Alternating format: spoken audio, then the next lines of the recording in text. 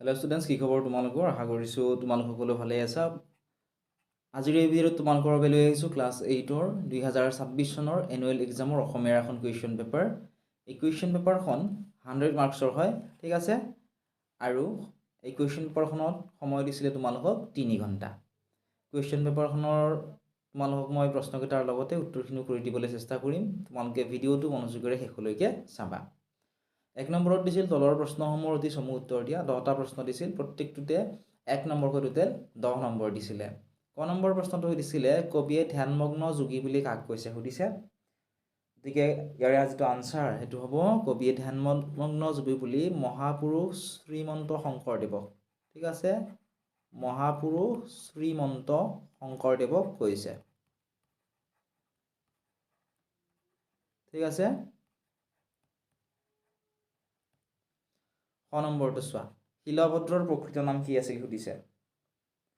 কি সুধিছে? শিলভদ্ৰৰ প্ৰকৃত নাম কি আছিল? শিলভদ্ৰৰ প্ৰকৃত নাম কি আছিলে? মানুহক মই ইয়াতে লিখি দিছোঁ, চাবা। ৰেৱতী মোহন দত্ত চৌধুৰী। ৰেৱতী মোহন দত্ত চৌধুৰী আছিলে শিলভদ্ৰৰ প্ৰকৃত নাম, ঠিক আছে। গ নম্বৰ প্ৰশ্ন, সূৰ্য পাহাৰ কোন জিলাত অৱস্থিত সুধিছে। নিশ্চয় আনচাৰটো জানাই তোমালোকে। যদি জানা কমেণ্ট কৰাচোন কি হ'ব কাৰেক্ট এনচাৰ। সূৰ্য পাহাৰ হৈছে গোৱালপাৰা জিলাত অৱস্থিত, ঠিক আছে। ইয়াৰে কাৰেক্ট এনচাৰ কি হ'ব? গ নম্বৰটোৰ আনচাৰটো হ'ব গোৱালপাৰা। সূৰ্য পাহাৰ গোৱালপাৰা জিলাত অৱস্থিত হ'ব। নেক্সট, পৰম পিতাৰ সন্তান বুলি কাক কোৱা হৈছে সুধিছে। পৰম পিতাৰ সন্তান বুলি কাক কোৱা হৈছে? যদিহে জানা আনচাৰটো কমেণ্ট ছেকশ্যনত জনোৱাচোন। মইতো কৈ দিছোঁ অলপ দীঘলীয়া আনচাৰটো।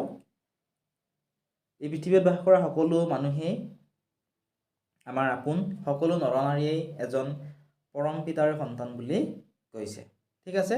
কবিয়ে এনেদৰে কৈছিল। 9 নম্বৰ প্ৰশ্নটো আছিল টোপনি পাতল ল'ৰাজনৰ নাম কি? টোপনি পাতল ল'ৰাজনৰ নাম কি সুধিছে। টোপনি পাতল ল'ৰাজনৰ নাম কি আছিলে? হোমী জাহাংগীৰ ভাবা আছিল, ঠিক আছে। হোমী জাহাংগীৰ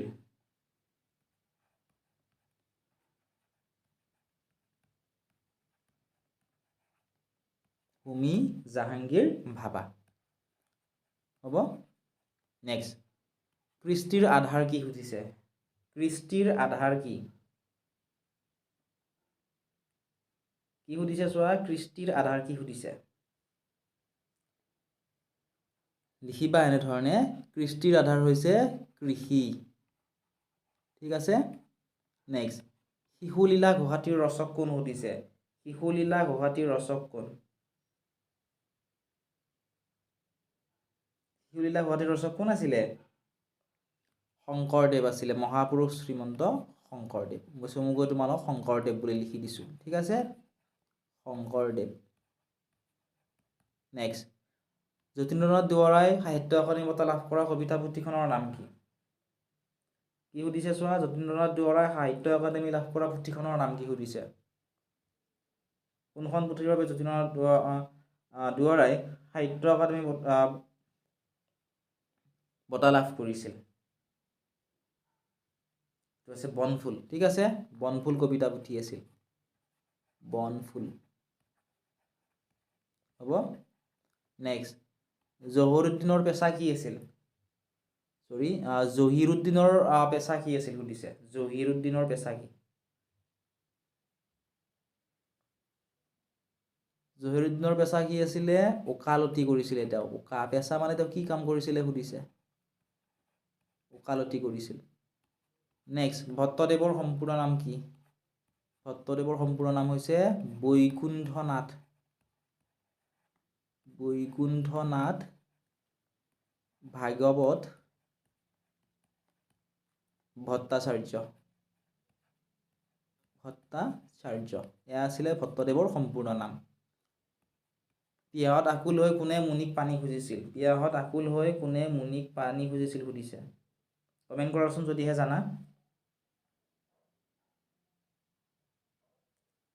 কাৰেক্ট এনসাৰ কি হ'ব পিয়াহত আকুল হৈ পৰীক্ষিত ৰজাই ঠিক আছে তলত লিখি দিছোঁ পৰীক্ষিত ৰজাই পিয়াহত আকুল হৈ পৰীক্ষিত ৰজাই মুনিক পানী সুধিছিল ঠিক আছে নেক্সট সুধিছে চৌবন্দী কোন মহিলাৰ পোছাক চৌবন্দী কোন মহিলাৰ পোছাক সুধিছে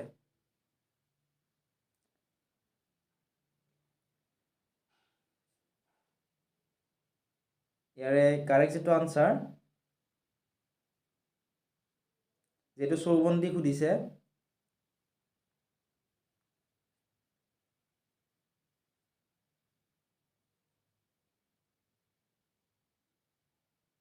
চৌবন্দী হলে হ'ব এটো নেপালী হ'ব লাগে ঠিক আছে যদি ভুল হৈছে কমেন্ট সেকশনত জনাবা নেপালী হ'ব লাগে নেপালী হ'ব এতিয়া আমি 2 নম্বৰ কিটা চাম 2 নম্বৰত কি দিছে সমু উত্তৰ লিখিব দিছিল যিকোনো পাঁচটা ইয়াতে মন কৰা তোমালোকে ইয়াতে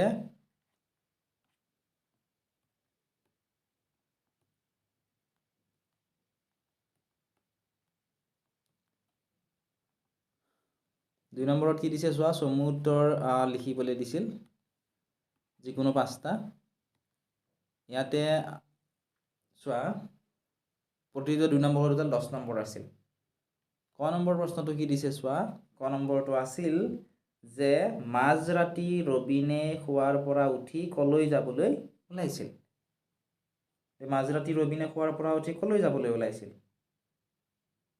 জহুৰুদ্দিনৰ ঘৰৰ ফালে যাবলৈ ওলাইছিল হয়নে তেওঁ ওলাই যোৱাৰ কাৰণটো কি আছিল তেওঁ যে ওলাই গৈছিল ইয়াৰ কাৰণটো কি আছিল সুধিছে যিসকল ছাত্ৰ ছাত্ৰীয়ে কাৰণটো জানা কমেন্ট সেকশনত কমেন্ট কৰি জনোৱাচোন ইয়াৰে কাৰণটো কি আছিল তেওঁ কিহৰ কাৰণে ওলাই গৈছিল তে মাজৰাতি ৰবিনে হোৱাৰ পৰা উঠি জহিৰুদ্দিনৰ ঘৰৰ ফালে যাবলৈ ওলাইছিল কিয় যাব ওলাইছিল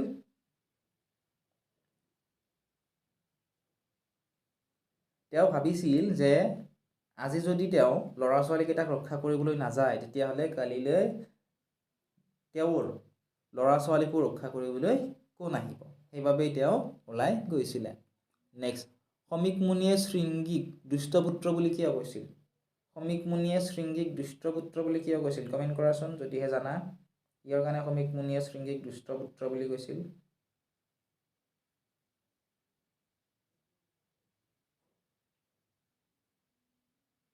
কমেন্ট কৰা কিমান কৰিছা নিজকে তোমালোকে টেষ্ট কৰা নেক্সট গ নম্বৰ চৰাইদেউৰ মৈদামসমূহত উদ্ধাৰ হোৱা সামগ্ৰীসমূহ কি কি সুধিছে চৰাইদেউৰ মৈদামসমূহত উদ্ধাৰ হোৱা সামগ্ৰীসমূহ কি কি চৰাইদেউৰ মৈদামসমূহত উদ্ধাৰ হোৱা সামগ্ৰীসমূহ কি কি আছিল সুধিছে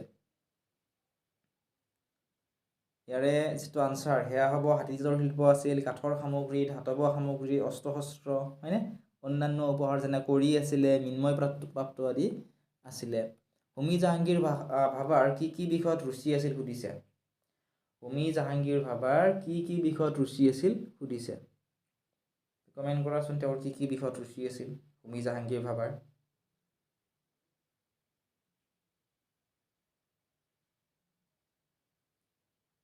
কুৱেশ্যনটিৰ কাৰেক্ট এনসাৰটো হ'ব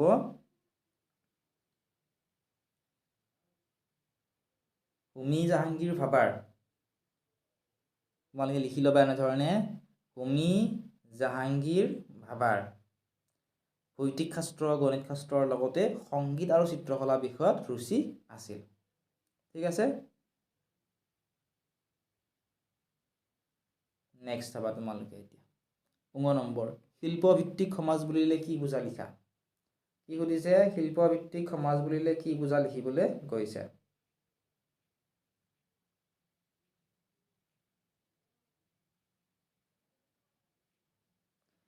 যিসকল ছাত্ৰ ছাত্ৰীৰ আনসাৰটো জানা আমাক কমেন্ট সেকশনত জনোৱাচোন শিল্পভিত্তিক সমাজ বুলিলে কি বুজা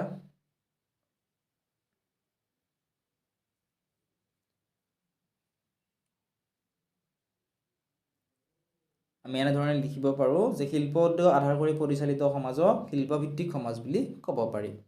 নেক্সট, কি কৰিব পাৰিলে সমাজৰ পৰা দুখ নোহোৱা হ'ব সুধিছে। কি কৰিব পাৰিলে সমাজৰ পৰা দুখ নোহোৱা হ'ব?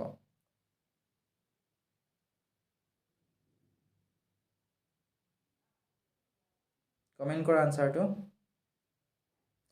এনেধৰণে লিখিব পাৰা যে কেৱল নিজৰ কথা নাভাবি আনৰ হকে দেশ কৰিব পাৰিলে আৰু আনৰ হিতৰ হৈ কাম কাজ কৰিব পাৰিলে সংসাৰত কি হ'ব? দুখ নোহোৱা হ'ব। বা এনেকৈ লিখিব পাৰা যে নিস্বাৰ্থভাৱে পৰক আপোন কৰিব পাৰিলে সংসাৰৰ পৰা দুখ নোহোৱা হ'ব। 3 নম্বৰত কি দিছে চোৱা, তোমাৰ পাঠ্যপুথিৰ অন্তৰ্গত শ্ৰী শংকৰদেৱ কবিতাটিৰ প্ৰথম আঠশাৰী মুখস্থ লিখা আৰু লগতে কবিজনৰ নাম উল্লেখ কৰিবলৈ দিছে। অৰ্থাৎ প্ৰথম আঠশাৰীত তোমাৰ 8 নম্বৰ দিছিল আৰু কবিজনৰ নাম 2 নম্বৰ। 8 + 2 টোটেল কিমান নম্বৰ আছিলে? 10। ঠিক আছে। নোৱাৰিলে মূলভাৱ লিখিব দিছিল সুখ কবিতাটিৰ। 4 নম্বৰত দিছিল কোনে কাক কেতিয়া কৈছিল, যিকোনো এটা লিখিবলৈ দিছিল। ঠিক আছে। নেক্সট কুৱেশ্যনটো আছিল 5 নম্বৰ, অসমীয়া চুটিগল্পৰ জনক কোন? চুটিগল্পৰ দুটা বৈশিষ্ট্য লিখা। কি সুধিছে চোৱা, অসমীয়া চুটিগল্পৰ জনক কোন সুধিছে আৰু চুটিগল্পৰ দুটা বৈশিষ্ট্য তোমালোকক লিখিবলৈ কৈছে। অসমীয়া চুটিগল্পৰ জনক কোন আছিলে? যদি সেইটো লিখিব পৰা, ইয়াতে 1 নম্বৰ দিছিল। ঠিক আছে। অসমীয়া চুটিগল্পৰ জনক কোন আছিলে? লক্ষ্মীনাথ বেজবৰুৱা আছিল। আৰু সুধিছিল চুটিগল্পৰ দুটা বৈশিষ্ট্য, বৈশিষ্ট্য দুটাত 2 নম্বৰ দিছিল। চুটিগল্পৰ কি সুধিছে? দুটা বৈশিষ্ট্য লিখিব দিছে। দুটা বৈশিষ্ট্য কি কমেণ্ট কৰাচোন? চুটিগল্পৰ দুটা বৈশিষ্ট্য আমি লিখিব পাৰোঁ এনেধৰণে, চমু পৰিসৰ আৰু জীৱনৰ কোনো এক মুহূৰ্তৰ প্ৰকাশ। এই দুটা বৈশিষ্ট্য লিখিব পাৰোঁ। 6 নম্বৰত দিছিল চোৱা, লাহে লাহে কিতাপবোৰ ল'ৰাজনৰ সংগী হৈ পৰিল। ইয়াত ল'ৰাজন বুলি কাৰ কথা কোৱা হৈছে আৰু কিতাপবোৰ তেনেদৰে সংগীত হৈ পৰিল বুজাই লিখিবলৈ দিছিল। ঠিক আছে। এইখিনি চাপা, এইকেইটা দীঘলীয়া প্ৰশ্ন। চমু টোকা আহিছিলে লিখিবলৈ বৰগীত আৰু শিলভদ্ৰৰ বিষয়ে, যিকোনো এটা 4 নম্বৰ দিছিল। তাৰপিছত ইয়াতে পদফাকি আধুনিক গদ্যৰ ওপৰত লিখিব দিছিল, জ্যোতিষিহীন বহুৱাই লিখিব দিছিল, শব্দ অৰ্থ লিখিবলৈ ধাৰাসাৰ, ভগ্নাৱশেষ, হিত, বাক্য ৰচনা কৰি ৰীতি নীতি, আওহতীয়া। গতিকে আশা কৰিছোঁ এইখিনি পাৰিবা। যদি কোনোবাটো ইয়াৰ পৰা তোমালোকে নোৱাৰা বা টান পোৱা, তোমালোকে আমাক কমেণ্ট ছেকশ্যনত জনাবা, আমি কমেণ্ট ছেকশ্যনত আনচাৰটো লিখি দিম। লগতে বহুতো ছাত্ৰ ছাত্ৰী আমাক কুৱেশ্যন পেপাৰবোৰ সুধি থাকে। কুৱেশ্যন পেপাৰবোৰ সকলো ছাত্ৰ ছাত্ৰীকে এজন গৈ দি থকাটো সম্ভৱ নহয়। গতিকে তোমালোকৰ বাবে আমাৰ যিটো এপ আছে, এপত কুৱেশ্যন পেপাৰসমূহ ফ্ৰীত দি থোৱা আছে। এতিয়া ডেছক্ৰিপশ্যনত দিয়া লিংকত ক্লিক কৰা আৰু আমাৰ এপটো ডাউনলোড কৰি লোৱা। আৰু যদিহে বিচৰা তোমালোকে আমাৰ এপত অনলাইন ক্লাছো কৰিব পাৰিবা। ঠিক আছে।